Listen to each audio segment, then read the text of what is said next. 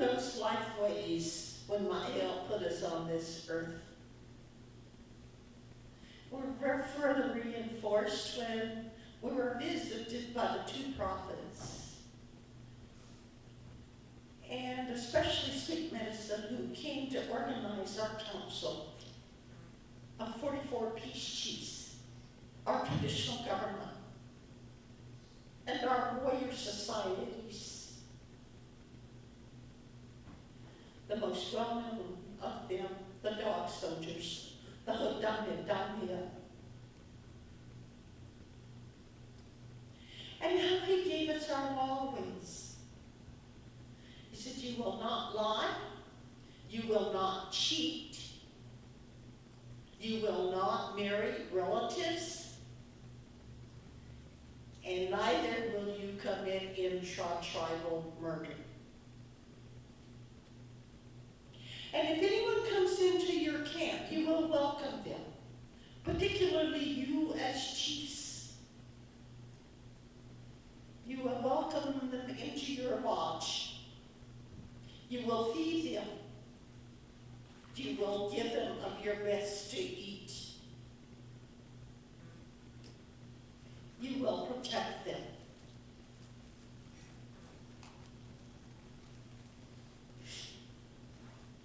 Those are the ways of life by which we live, still live today.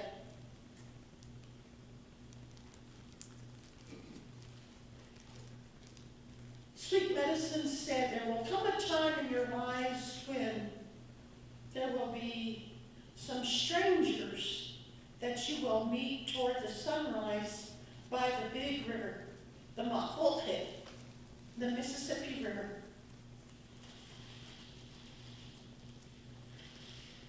And these strangers will change your ways. And these strangers will want your land. And these strangers will want your children. And those that they take to educate will not know who they are as Cheyennes.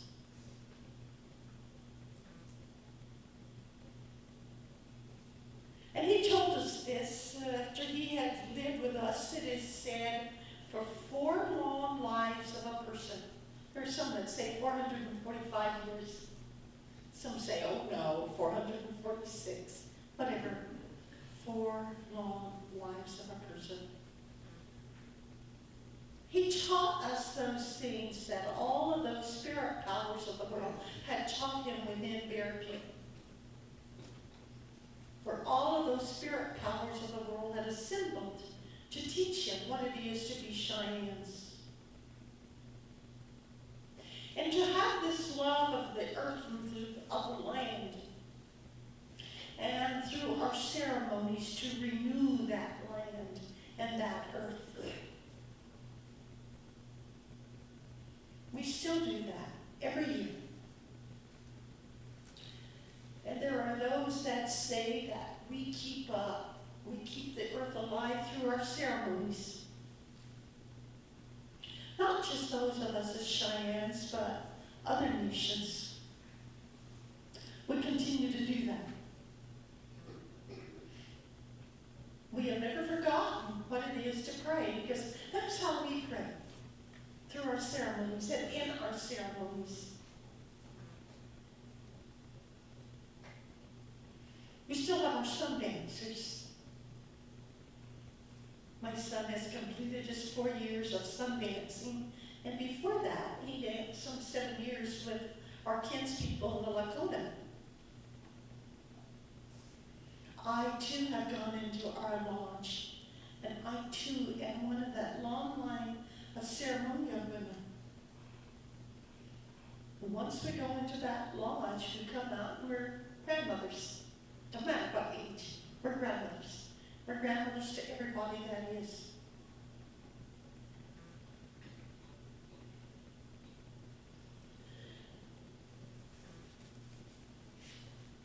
And Sweet Medicine said, I don't really want to tell you about these strangers that you're going to meet, because they will change your life. to believe him either. And indeed, about 1680, we met them for the first time. Some say around Peoria, Illinois. And life did change after that.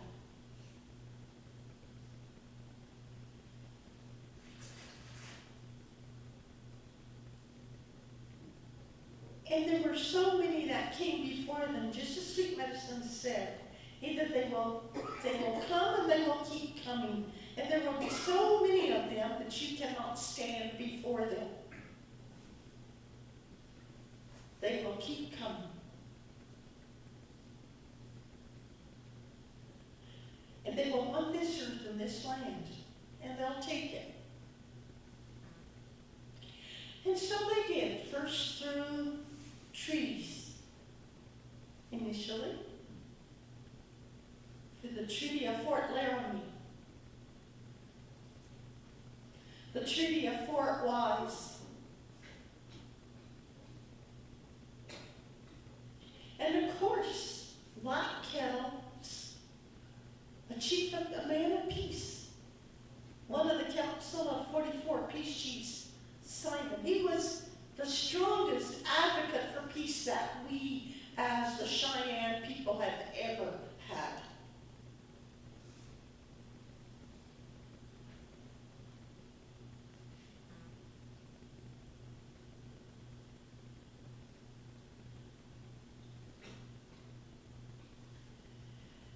And according to the Fort Laramie Treaty, 1851, we reserved for ourselves huge land areas that straddle the states of Wyoming, Nebraska, Colorado, and Kansas.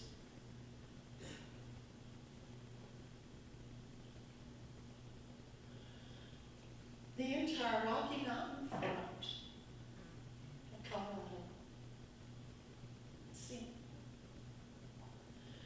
And then in 1861, because Black Kettle wanted to be at peace with those strangers who had come to live among us, he signed the Treaty of Fort Wise. And of course, the dog soldiers were not happy with him at all for giving up the bulk of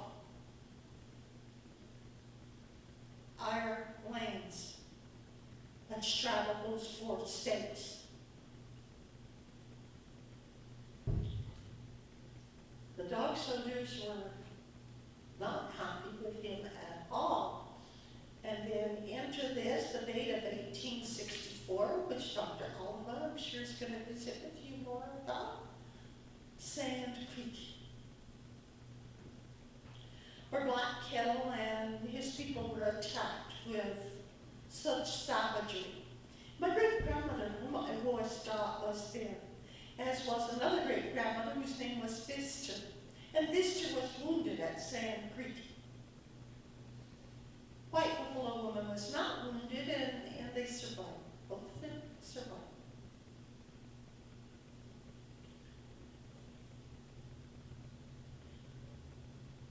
The dog soldiers were not at all pleased with what had happened there.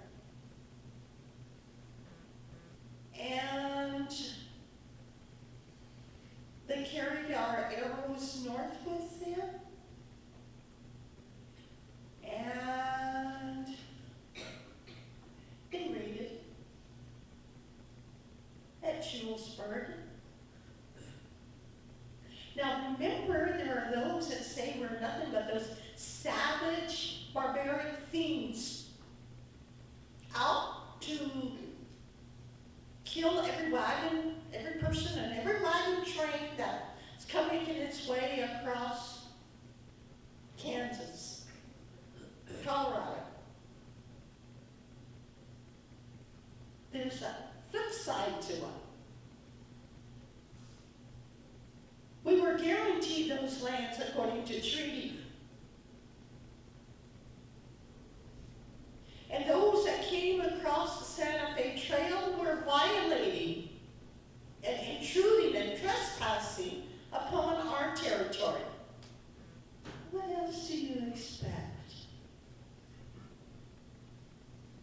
unfortunately.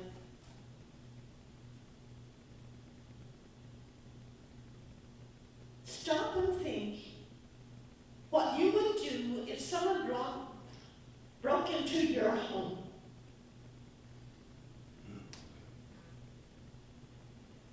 Trespass on your property.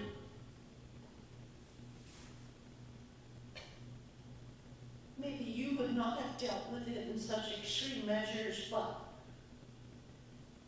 it's our lands.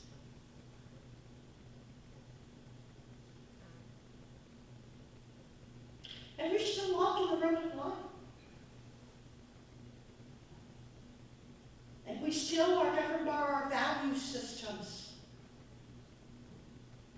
And put a great deal of emphasis upon love and respect, compassion, understanding, generosity. But we have to understand. And ultimately there comes that day, I'm sure, of reconciliation and understanding. I've done my bit.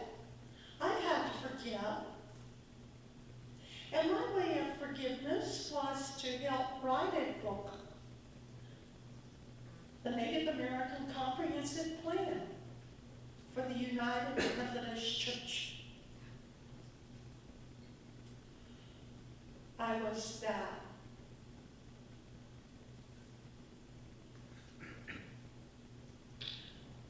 person from a spiritual community that wrote along with the clergy from the Methodist Church a book called Spirit Law.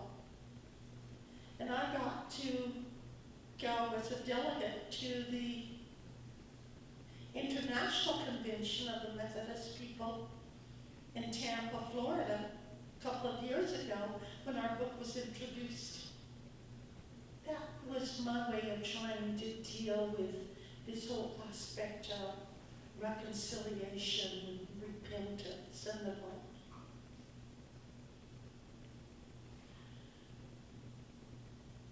And so there was Sand Creek, and then shortly after that, in 1865, the Treaty of Little Arkansas.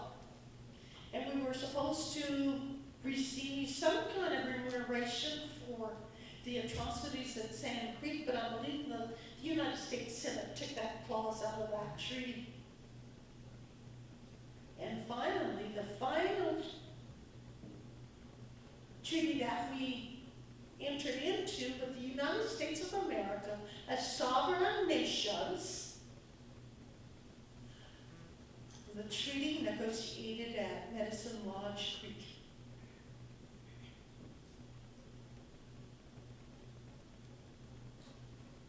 Black Kettle again signed that treaty. He was so steadfast in being a peace advocate that it resulted in some of the more, then we have some. The other protectors in the tribe saying, how can you still want to be at peace with these people? But he saw that as the only way. So we signed the Medicine Lodge Treaty again, along with